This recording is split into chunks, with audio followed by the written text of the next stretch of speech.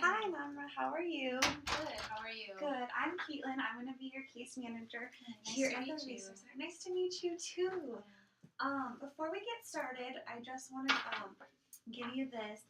This is our informed consent, and basically what that says is that everything that we discuss here today will be confidential, except in the case that you become a harm to yourself or to others, or in the instance that I might have to disclose by law. So, do you have any questions about that before we get started?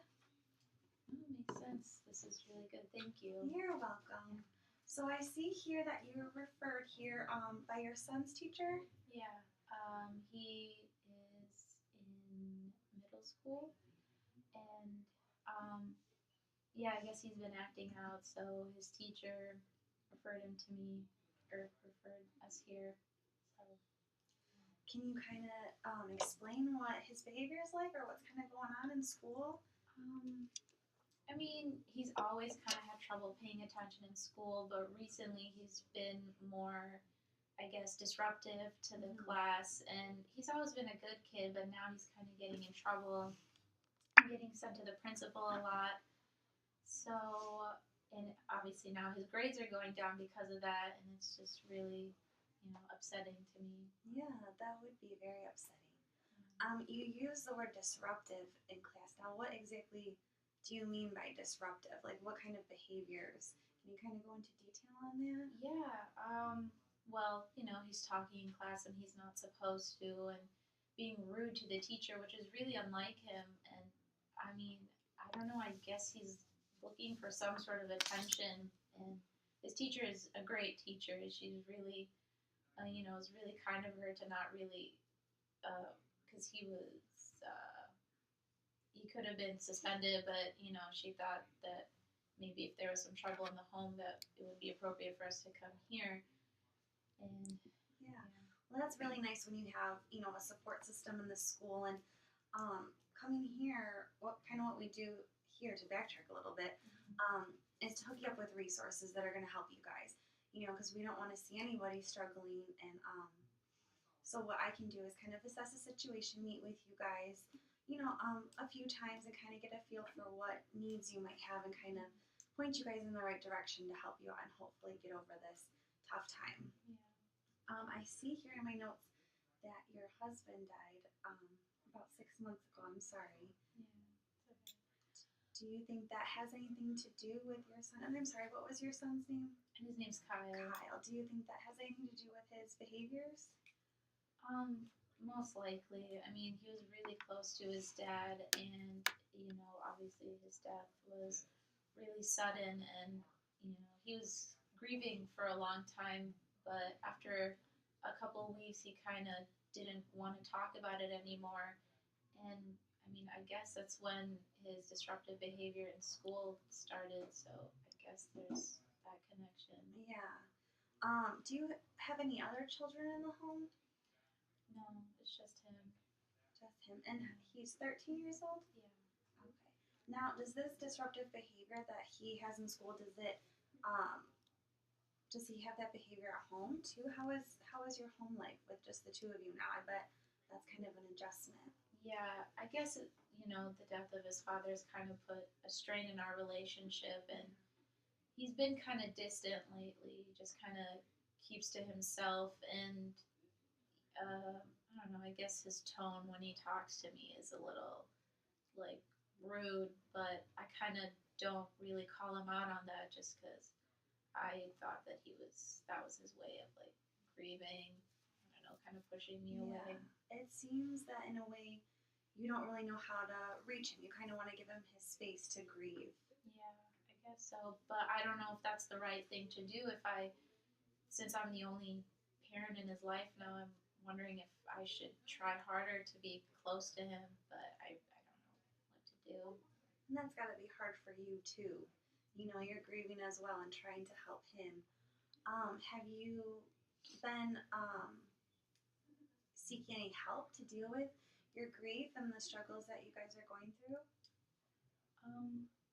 Not really. I mean, I've had to get some financial help because his dad handled most of the financial things, so I've kind of had to venture do that on my own since now we're like a one income home now. I'm, trying to figure that out. So I guess that's kind of why I haven't had time a lot to invest into Kyle lately.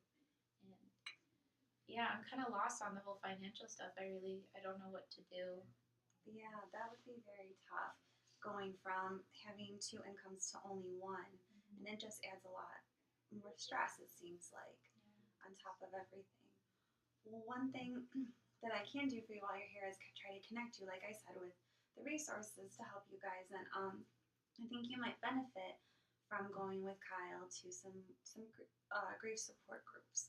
Was that something that you would be interested, or that you think Kyle would be interested in? Yeah, I mean, I never thought of that, but that might be a good thing for us. I don't know if Kyle will really be up for it, but maybe if I could get him to one session, it could maybe be beneficial to him. Yeah, I think that might be a really good tool for you guys. And once you deal with that initial, trying to work through the grief, you can kind of work on, we can help you work on other things as far as your finances goes, getting you in touch with the resources that you need to kind of help you out. That would be great. Do you mind telling me a little bit about what you do for a living? Well, I'm kind of between jobs. I used to have a clerical job at a home health care company, but I, took some time off just to deal with everything, like the funeral and just having that all figured out. I had some family over taking care of me. And now I'm looking for a job as a nurse at some hospital, but part-time, just so, I can have time to spend with my son. You just mentioned that you had family come in and stay with you for a while. So it sounds like you do have support within your family. Can you kind of talk about the support that you have with your family? Yeah, I had my sister and my mom come over and kind of help take care of the house and, take care of me and Kyle. They could only stay for like a week and a half, but it was helpful, and having them really helped cope with everything. That sounds like it would be really helpful, and it's good that you have that support system that you can kind of turn to. Do they live around here? No, they live up north, a little farther up from here, so we don't see each other that often. But they said that they would come out anytime I need them, which is really great. That is really good. It's really good to have that support. So, have you talked to Kyle at all about you coming here today? Does he know? Yeah, he knows, and he really hasn't shown any sort of feeling towards it since it was just me today. He really, I guess, didn't care. Um, but I told him that if he ever needs to come and talk to someone, I was telling him that there are counselors at school that he can talk to, but I don't know, he might need a certain push to go see someone. I'm just concerned about his grades and like him taking it seriously when he goes forward into high school, and I think that at that age, the word counselor can be kind of scary, and he doesn't know exactly what to expect when he comes. What I would like to see happen is for you two to come in together as a family, and we can talk, and he can kind of get a feel for, what it is that I do, and how we're going to help you guys move forward from your loss. And also, I hear you say you're worried about him, going on in the future, but you need to start, we'll start small, and then you don't want to worry too much. Right. What do you just talk about the high school, him doing well, so that is obviously one of your goals and something that's important for your son to do well in school, which is understandable. Do you have any other goals as far as, his behavior and just the two of you together kind of readjusting your, your family dynamic? What kind of goals would you like to set for yourself?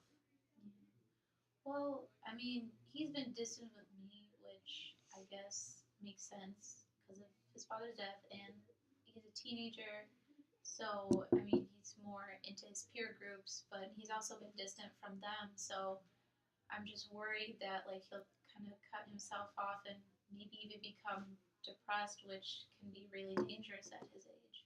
Right. Have you talked to any medical professional to see if he is in fact depressed? Well, we had to go um, a couple weeks after his father passed, and I thought maybe for both of us we could go in and talk to a therapist about that. And everything was okay then. It was just the normal grieving process. But maybe we could go up for like a follow up and see if he's still okay. Well, our time's about up, but before we go, I just kind of want to wrap up some thoughts with you. I think that it sounds to me like your goals are really working on Kyle's disruptive behavior and improving the school grades and a socialization too, for him. Um, and for next time, I would like to see both of you together if you think that that's okay, if you think that he would be up for that. Yeah, I guess we'll talk to him, and I really would encourage him to come here. This has been great talking to someone about this. Well, good. I'm really glad that I could help you at least today. And I will see you a week from today. Yeah. It was nice meeting you. Nice meeting you too. Thank you so much. Well, you're welcome.